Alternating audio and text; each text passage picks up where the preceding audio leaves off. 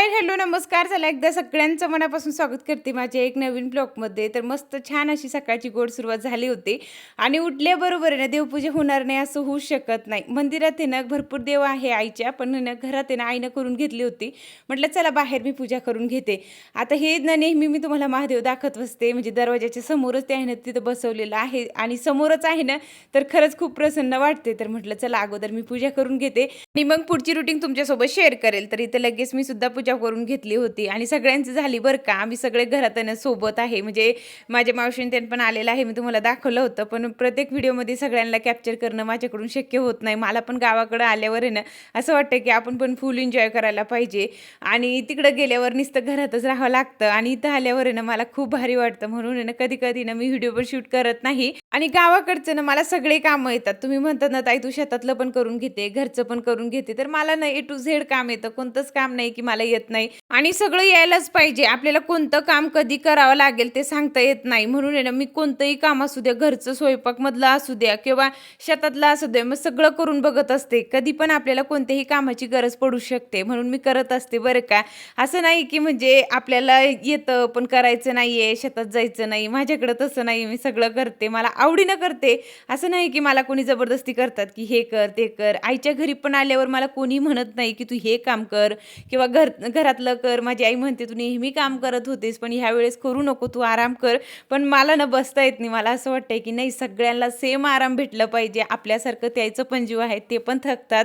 त्याला पण असं वाटतं की थोडं मिनटं तरी आराम करायला पाहिजे. म्हणून आहे ना मी पण त्याला मदत करायला लागते. कधीच मला असं वाटत नाही की आपण बसून खायला पाहिजे, कुठंच नाही. मला कुठं पण काम करायची म्हणजे आळस येत नाही जास्त करून, मी नेहमी करत असते. तरी ते ना छान माझी देवपूजा झाली होती. तोपर्यंत आईनं मस्त खिचडी बनवली होती. आता तुम्ही म्हणणार सकाळच्या टायमाला कोण खिचडी बनवतंय, पण माझ्या आईला आणि मला खिचडी प्रचंड आवडते, म्हणून आई बोलली खिचडीच बनवायला पाहिजे. आणि गावात आहे ना आज लग्न होतं, म्हणून मुलं ना आमची तिकडे जाणार होते जेवायला आणि आई पण तिकडे गेली असते, हळद वगैरे लावायला ती जाते. पण ते अनुष्ठानला बसले ना, म्हणून ते बाहेरचं जेवण करत नाही, म्हणून घरचंच आम्हाला खायचं होतं. तर मला खिचडी तर आवडतेच, मी नेहमी बनवत असते, पण आता खूप दिवसानंतर मी बनवली होती.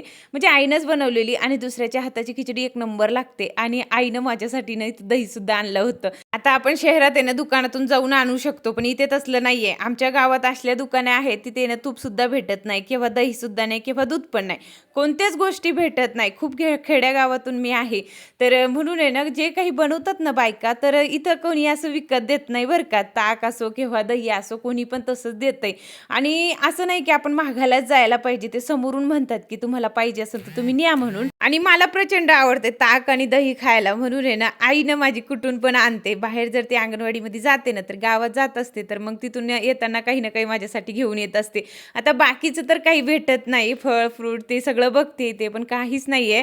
आता शेतात राहतात, म्हणजे शेतात नाही सॉरी गावातच राहतात, पण आमचं गाव खूप खेडं आहे ना, तर इथे एवढं काही नाही भेटत. पण जेवढं भेटतं तेवढं माझी आई प्रयत्न करते बरं का माझ्यासाठी. तर मस्त इथे ना आमचं जेवण झालं. त्याच्यानंतर माझी आई पण लग्नात पण गेली होती आणि दुपारचं आम्ही मंदिरात गेलो होतो ना, तर तिथंच आम्ही बसून राहिलो. इतकं उन्हात आहे ना रिटर्न यायला पण खूप त्रास होतो, म्हणून ते बोलले की बसा इथेच, आणि जप करत आम्ही तिथंच बसलो होतो. चांगलं असतं मंदिरात आपण सगळ्यांच्या सोबत गेलं तर वेळ पण निघून जाते आणि आपलं पण जाणं होतंय.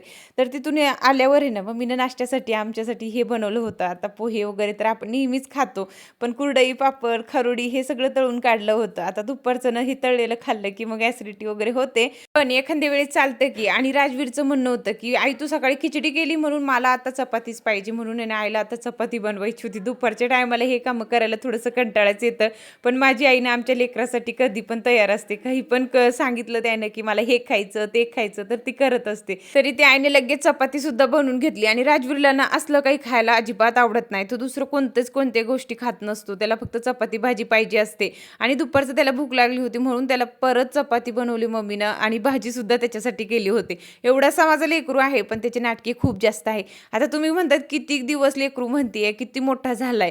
आता मोठं होऊ द्या. मी तुम्हाला मागं पण बोलले होते की एका आईसाठी ना किती मोठं लेकरं झाले तरी ते लेकरच असतात. आणि माझी आई, आता आम्ही किती मोठं झाले, आमचे लेकरं झाले तरी आम्हाला ना म्हणजे बेटा म्हणूनच बोलते किंवा लेकरच म्हणते किंवा बाळ पण म्हणते कधी कधी. तर त्याच्यामध्ये काय आलं तरी एवढं की मी लेकरू म्हणते किंवा बाळ म्हणते, तुम्ही असं का बोलतात मला तेच कळत नाही. पण आमच्याकडं ना ह्या कॉमन गोष्टी आहेत की आपण लेकरू बोललं किंवा म्हणजे कितीही मोठं जर मुलगा झाला तर त्याला आपण बाळ बोललो तर कोणी म्हणत नाही की तू असं का बोलतेस, म्हणून. तर कसं असतं म्हणजे ज्या घरात जसं आपण पहिल्यापासून बोलत आलोय ना, तसंच आपल्याला पण बोलायची सवय असते आणि माझी आई जशी बोलते तशी आम्हाला पण सवय असते. तर म्हणून मी तशी बोलते. प्लीज समजून घ्या. असं म्हणू नका, की एवढ्या मोठ्या मुलाला पण लेकरू म्हणतीये.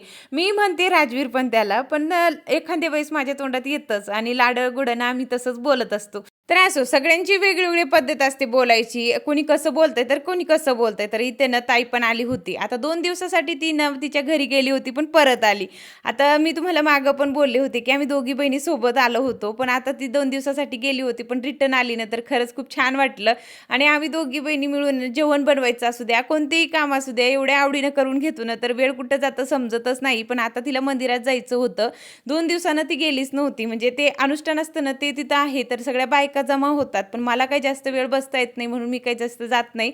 जाते मी दुपारचं, पण सकाळचं कधी जात नाही मी. सकाळचं माझ्याकडून होतच नाही. आणि जायला काही नाही, मी थोडं मिनिटं बसू शकते, पण मला ना ब्लॉग एडिटिंग करायची असते आणि ते नाही केलं तर तुमच्यासोबत माझी डेली ब्लॉग किंवा हे काही मला शेअर करता येणार नाही. म्हणून ना मी थांबत असते. किंवा सकाळचं किंवा संध्याकाळचं दोन्ही टाईमामधून मी एक टाईम करत असते. आता सगळ्यांसमोर आहे ना असं एडिटिंग करणं ना मला काही जमत नाही. एडिटिंग करणं तर खूप सोपं आहे, पण आहे ना आपल्याला व्हॉईस ओव्हर करायचं राहिलं आणि समोर कोणी राहिलं तर आपलं त्याच्याकडे लक्ष जातं आणि त्याच्याकडे लक्ष गेल्यावर आपल्याला काय बोलायचं ते कळतच नाही आणि त्याच्यामध्ये 1-1.5 तास सहज आपलं जातं. माझ्यासोबत नेहमी तसं होतंय, म्हणून मी एकांत बसून करत असते. लेकरं जरी समोर आले तर आपलं लक्ष त्याच्याकडे असतो आणि मग आपल्याला काय बोलायचं अजिबात कळत नाही. हां, मी लिहून वगैरे काही ठेवत नाही. असंच ना जे काही माझी डेली रुटीन असते तेच मी तुम्हाला सांगत असते किंवा दाखवत असते. त्याच्यामध्ये लिहायचं काहीच नाहीये. खूप सोप्या पद्धतीने मी एडिटिंग करते आणि त्याचा व्हिडिओ तुम्हाला बघायचं होतं ना, ते नक्कीच मी तुमच्यासोबत शेअर करेल. तर इथे ना संध्याकाळ झाली होती. आता जेवणसुद्धा बनवायचं होतं. सकाळचं झालं की संध्याकाळचं हे दोन्ही टाईम आपल्याला करावंच लागतं आणि ते काही काम आपल्याला चुकत नाही. पोटासाठी तर तेवढं करावं लागतं. तर आईने तर मस्त कणिक मळलं आणि मला ना भाजीची तयारी करायची होती. आता ताई आणि मावशी गेल्या होत्या मंदिरामध्ये, तोपर्यंत आम्हाला जेवण बनवून ठेवायचं होतं. तर इथे ना लगेच आहे ना चूल पेटवली आणि लगेच जेवणाची सुद्धा तयारी करून घेतली. आता गॅसवर पण आम्ही करू शकतो, पण संध्याकाळचं ना खूप गरम होते घरामध्ये ना, असं वाटतं की बाहेर बसूनच जेवण बनवायला पाहिजे.